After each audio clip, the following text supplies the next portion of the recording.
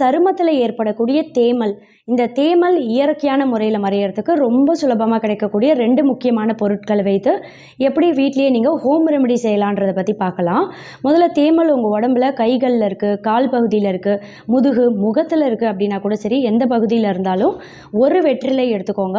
ஒரு வெற்றிலை அப்படின்றது பெரிய இலையாக இருந்தால், அதுவே சின்ன இலையாக இருக்குது அப்படின்னா 2 இலைகள் எடுத்துக்கலாம். கூடவே 3 பல்லு பூண்டு சேர்த்து நல்லா அம்மியில் இடித்து நசுக்கி அரைத்து எடுத்துக்கணும். மிக்ஸி வேண்டாம், அம்மியில் இந்த வெற்றிலை பூண்டு 2த்தையும் நல்லா அரைத்து திக்காக விழுது மாதிரி எடுத்துக்கோங்க.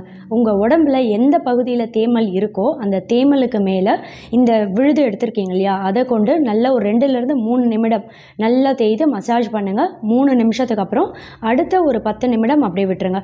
10 நிமிஷத்துக்கு அப்புறம் வெந்நீர் கொண்டு வாஷ் பண்ணிடலாம். அப்படி இல்லைன்னா ஒரு துணியை வெந்நீரில் நினச்சி அந்த ஈர துணி கொண்டு எந்த இடத்துல அப்ளை பண்ணிங்களோ அந்த இடத்துல தொடச்சி எடுத்துடலாம். இப்படி தொடர்ச்சியாக ஒரு 45 நாட்கள் செய்துட்டே வந்தீங்க அப்படின்னாலே படிப்படியாக இயற்கையாகவே தேமல் மறையிறது நாளடைவில் நல்லாவே தெரியும்.